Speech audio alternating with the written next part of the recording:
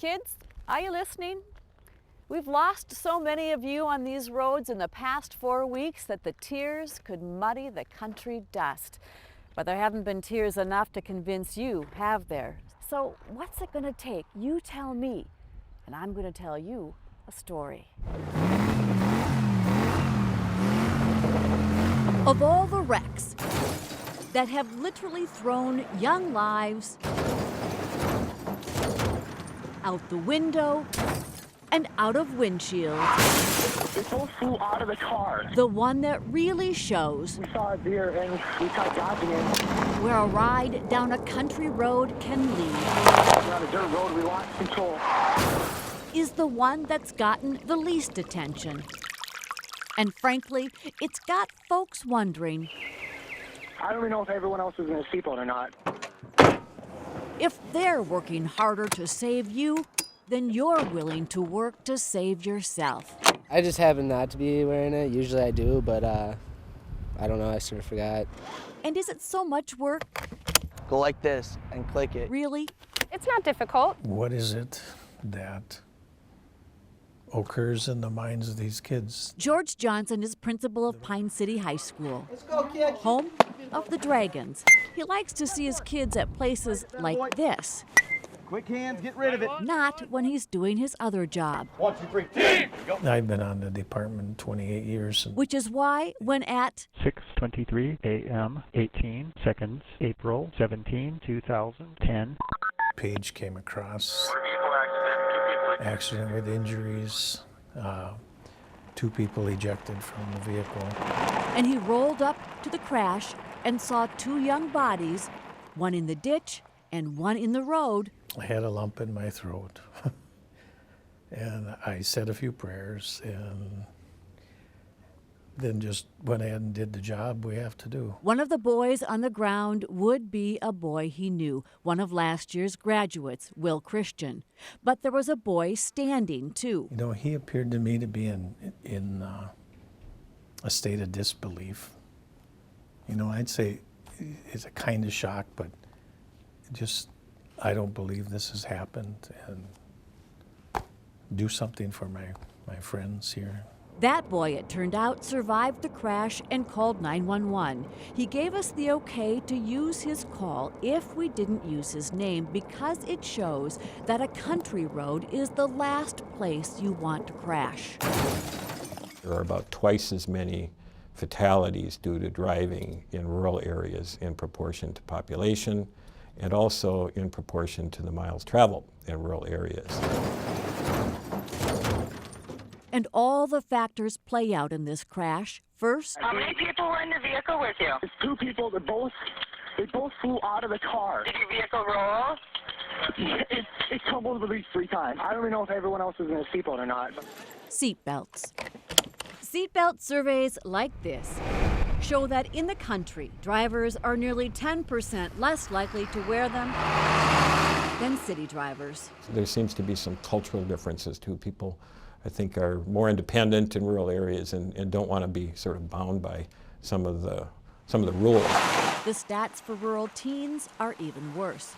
Would they have made a difference in this crash? See for yourself. There is no damage to the front seat of this car. Strapped inside, the 2 boys who flew out would have been fine. I'm really worried about these guys right now. One guy, I can't even tell if he's breathing or not. The other guy is breathing so heavily, his eyes are barely even open. As it is, they're not fine. The surviving friend is trying to get help, but Where are you at? I don't know, okay? I don't know where I am. I'm new to this place. Locating someone in a rural area can be a major issue. There's a mailbox right over here. I can try and find it. these are agonizing minutes. You need an ambulance over here in less than 5 minutes. Because I'm not sure if these kids are going to make it. Okay. Can you see the address on the mailbox? Yeah, sorry. I'm really in a panic mode right now. And critical ones for the critically injured. I'm guessing that's the name. Sorry, I'm late. That's okay. Pine. You got a sign here that says Pine City FE K743. Okay, that's not really helping me, but you said there was a name on the mailbox? Yeah, Hawkinson. The ambulance is on its way. If they're laying in the roadway, and you need to watch for oncoming traffic so nobody runs them over. It's Counter Road. I'll stand here. Okay, okay. I'm in so much shock right now. This is not how you want to see your friends. Is he conscious? No, they're both unconscious. They're both unconscious, but they're breathing. One guy is trying to gasp for air. One guy's lips is completely blue. He got thrown at least 10 feet. I don't know how the hell I made it out of this just fine. Yeah, you're lucky you made it out just fine. Luck has absolutely nothing to do with it. He was wearing his seatbelt. He told me in a phone interview he always wears it, even if nobody else in the car is. Rescue crews got there in 13 minutes, very fast, all things considered. Remember, the principal is among them. They came over to me and said, the two are in really rough shape. We don't know if they're going to make it or not. We're going to call air transport and load and go as quickly as we can. One second helicopter has been requested. You're welcome at 6:38. And you want the second one at the scene, is that correct? But the boys don't get to a trauma center in the metro until 7:38, more than an hour after the call. By then, Will is dead, and this Every minute counts. is the cost of crashing in the country. If you don't arrive at the hospital within 30 minutes of a serious crash, it's 5 to 7 times as likely that you won't survive. I created like a kind of like a grieving session for everyone. Back at the Pine City High School parking lot, friends memorialized the boy who could always make them laugh by writing the slogan, "Willpower," on their car windows. I always want to be really careful to walk that fine line between at what point are we doing a good job of grieving and helping kids grieve and remembering, and at what point are we glorifying what happened. And that is a really tough line to walk. These kids are not heroes.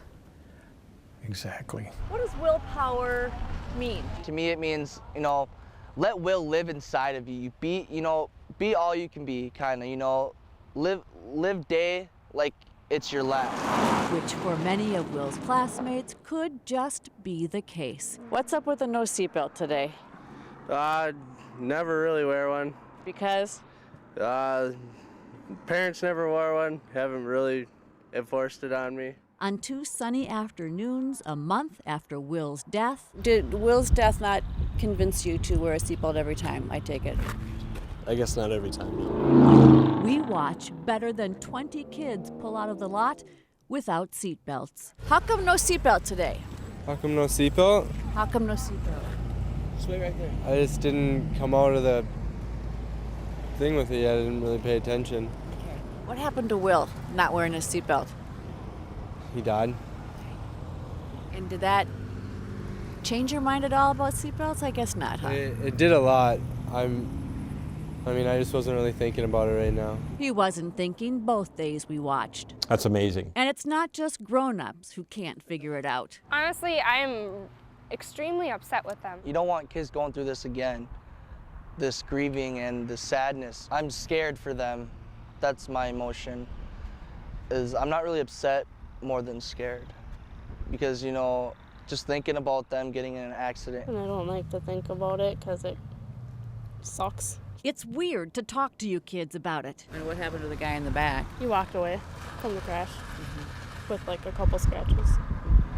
What do you make of those seatbelts? I don't like them. Tell me a little more about that. They're kind of annoying and like itchy sometimes and hurt my neck. You know that if you roll in a crash, if you're wearing your seatbelt, you're probably going to live, and if you're not, you're probably going to die. Yes. And still you don't wear one. No. Because you're... Stubborn? Stubborn. It's not stupid, it's stubborn. Stubborn. Okay. Well, I hope your luck doesn't run out, young man. Me too. Denial of risk, in the face of all evidence to the contrary, is a tough kind of ignorance to fight. The frustrations about, in spite of all the things we do. A lot of people don't wear it because they feel like they're too cool to wear it. Like, some people in the school think they're just all amazing, so they won't ever wear it because that's for losers. Like they're so amazing their necks don't break when they land on the ground.